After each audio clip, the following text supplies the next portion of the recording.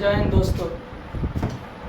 आज देखेंगे देसी रियासत हैदराबाद के बारे में, जो किस प्रकार भारत में लाया गया था और इनकी अहम भूमिका क्या थी। इन चीज़ों पर आज हम विशेष ध्यान देंगे। सबसे पहले आप लोगों जितना भी दोस्त है सब लोगों से अनुरोध है, कृपया करके अगर जो वीडियो पूरा देख लेने के बाद अगर जो अच्छा लगे तो कृपया करके दोस्तों तक शेयर जरूर करें और सब्सक्राइब जरूर कर दें। चलिए तो हम शुरुआत करते हैं देसी रियासत हैदराबाद के बारे में।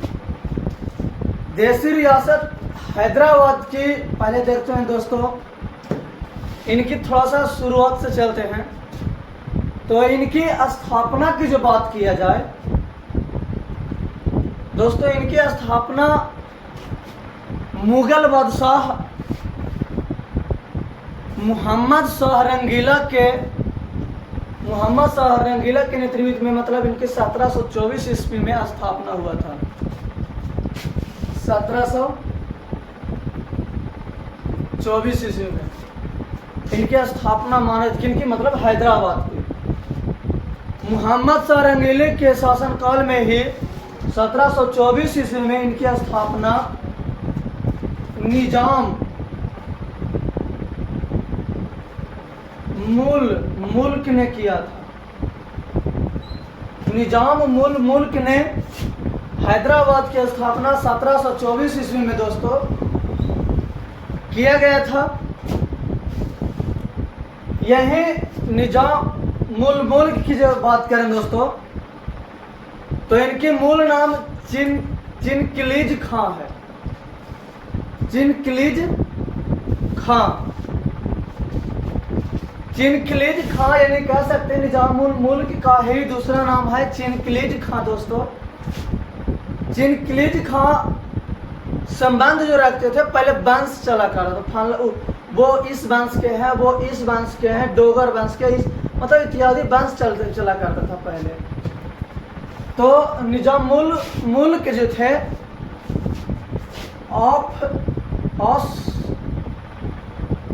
फजाही वंश से इन्होंने यह संबंध रखते थे। चिनकिलीज खां यानी इनका मूल नाम दोस्तों चिनकिलीज खां था, और वो चिनकिलीज खां जो थे फजाही वंश से संबंध रखते थे, ज़्यादा लगाव रखते थे, मतलब उस वंश से ही रिलेटेड थे। दोस्तों पूछ भी सकते हैं कि आप चिनकिलीज खां ज़्यादातर किस वंश से अपने प्रेरित रहते थे, तो फजाही वंश। दोस्तों यहाँ पर बात देखा जाए तो यहाँ तक जो मोहम्मद शाह रंगीला मुगल बादशाह हुआ करते थे, जिन्होंने चिनकिलीज खां को फजाह की उपाधि दी थी। फजाह की ये उपाधि दिए थे चिनकिलीज खां की। यानी यहाँ पर तुम देखें कि हैदराबाद की स्थापना कब हुआ, तो 1724 ईस्वी में हुआ। किन मुगल सम्राट के समकालीन में हुआ था, यानी शासनकाल में हुआ था, तो मोहम्मद शाह रंगीला के शासनकाल यानी समकालीन में ही हैदराबाद की देसी रियासत हैदराबाद की स्थापना निजाम मुल्क ने किए थे दोस्तों।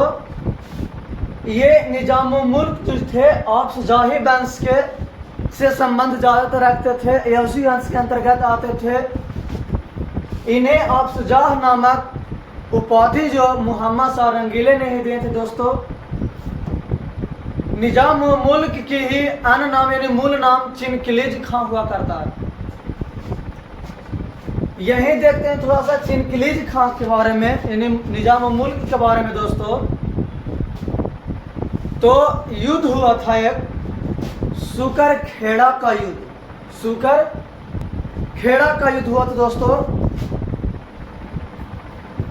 11 अक्टूबर 1924 ईस्वी को। सुकरखेड़ा का युद्ध दोस्तों 11 अक्टूबर 1924 ईस्वी को हुआ था दोस्तों। इनमें जो था मोहम्मद शाह रंगीला की तरफ से जो युद्ध लड़ा था मुवारिज खां, मोहम्मद शाह रंगीले जी की तरफ से ये युद्ध लड़ा गया था दोस्तों। मुवारिज खां लड़े थे और हैदराबाद के देसी रियासत हैदराबाद की तरफ से जो युद्ध लड़े थे निजामुल मुल्क ने। यानी कह सकते हैं दोस्तों कि सुकरखेड़ा का युद्ध कब हुआ था, तो 11 अक्टूबर 1924 ईस्वी को। और किनके बीच हुआ था, तो मुवारिज खां और निजामुल मुल्क के बीच हुआ था दोस्तों। आप प्रत्यक्ष रूप से हम कह सकते हैं कि मोहम्मद शाह रंगीला भी उनके तरफ से प्रतिनिधि किए थे, मोहम्मद शाह रंगीला की तरफ से प्रतिनिधि किए थे मुवारिज खां। लेकिन इस युद्ध में मोहम्मद शाह रंगीला की हार हुई। यानी कह सकते हैं दोस्तों कि सुकरखेड़ा का युद्ध में किनकी जीत हुई, तो निजामुल मुल्क की जीत हुई। जब ये जीत गए तो मोहम्मद शाह रंगीला ने दक्कन प्रायद्वीप यानी दक्कन का क्षेत्र का निजामुल मुल्क की मोहम्मद शाह रंगीला ने वायसराय के रूप में नियुक्त कर दिए। यानी वायसराय बनाकर निजामुल मुल्क को मोहम्मद शाह रंगीला ने उस क्षेत्र को सौंप दिया था।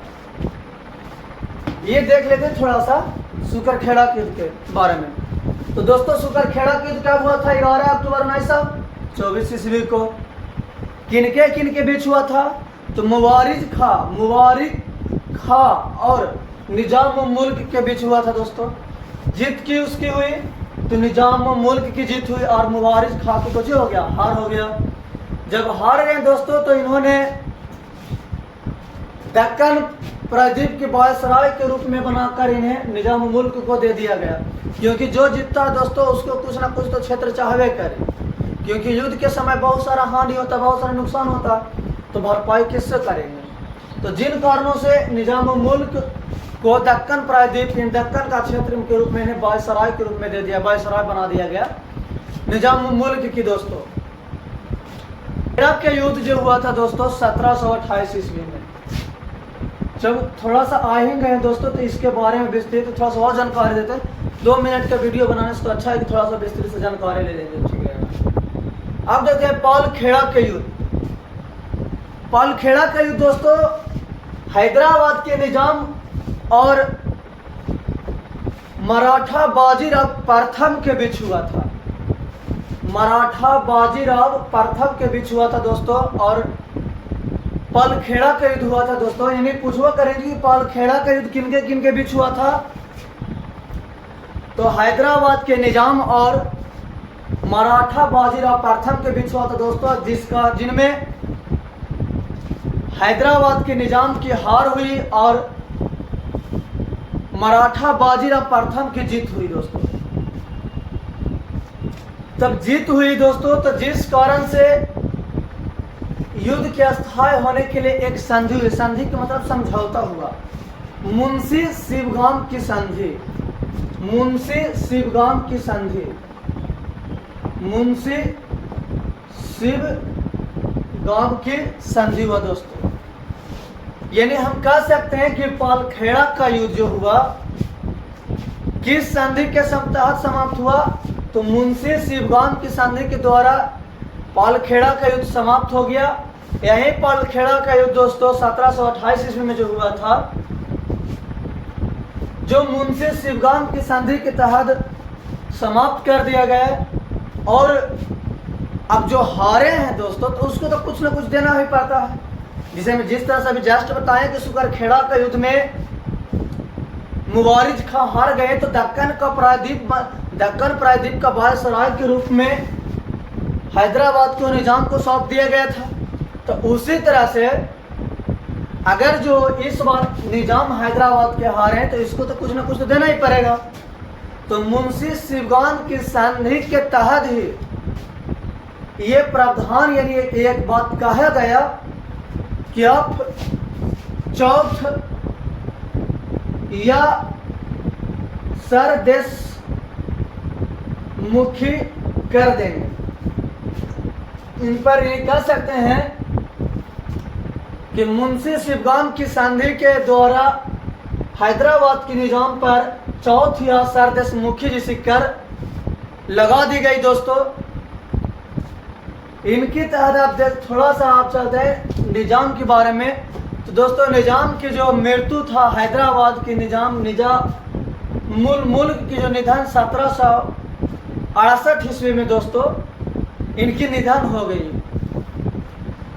ये पालखेड़ा और सुकरखेड़ा के युद्ध के बारे में वर्णन था थोड़ा सा। अब आते हैं पॉइंट पे। तो हैदराबाद के दोस्तों जिस समय भारत आजाद हुआ था तो हैदराबाद के जो निजाम हुआ करते थे उनका कहना था कि हम भारत में नहीं रहेंगे। उनका कहना था कि हम भारत में नहीं रहेंगे, हम अपना जो क्षेत्र थे देसी हैदराबाद की देसी रियासत को वो मिलाना चाहते थे पाकिस्तान में। वो चाहते थे कि हम हिंदुस्तान में नहीं रहें। लेकिन सरदार वल्लभ भाई पटेल ने ऑपरेशन पोलो के तहत या सैनिक कार्रवाई के तहत उन्हें भारत में विलय करा दिया गया। क्योंकि दोस्तों क्या हैदराबाद जो देखा जाए तो भारत के क्षेत्र से देखा जाए दोस्तों तो हैदराबाद यहाँ पर हुआ करता है क्षेत्रफल के अनुसार देखा जाए तो। लेकिन अगर जो यहाँ से और पाकिस्तान इस क्षेत्र पर है तो यहाँ से किस प्रकार मिलाया जा सकता था। तो जिन कारणों ने सरदार वल्लभ भाई पटेल उन्हें बहुत समझाए लेकिन न समझ के कारण उन्होंने एक सैनिक कार्रवाई करते हुए ऑपरेशन पोलो के तहत या सैनिक कार्रवाई के तहत हैदराबाद को भारत में यानी भारत का अंग बना लिया गया, यानी भारत में उसको विलय करवा लिया गया। दोस्तों कहा जाता है दोस्तों कि जिस समय भारत आजाद हुए थे 1798 ईस्वी के बाद दोस्तों उसमें कहा जाता है कि हैदराबाद क्षेत्रफल के दृष्टि से बहुत बड़ा देसी रियासत हुआ करता था। तो इसे यानी कह सकते हैं कि हैदराबाद को किस के तहत भारत में मिलाया गया तो ऑपरेशन पोलो के तहत। वही बात करें दोस्तों कि आजादी के समय सबसे बड़ा देसी रियासत हैदराबादी हुआ करते थे, लेकिन वे चाहते थे कि हम पाकिस्तान में चला जाएं। लेकिन जिन कारणों से सरदार वल्लभ भाई पटेल ने ऑपरेशन पोलो के तहत उन्हें भारत में पुनः विलय करवा देंगे। तो दोस्तों नेक्स्ट वीडियो लेकर आएंगे जल्द ही। भारत और पाकिस्तान का युद्ध 1971 जो बहुत जल्द ही आज देखने को आप लोग को हमारे चैनल पर मिलेगा। दोस्तों अगर जो आप लोग को वीडियो अच्छा लगे तो कृपया शेयर कर दीजिए। फिर मिलते हैं अगले क्लास में दोस्तों। जय हिंद।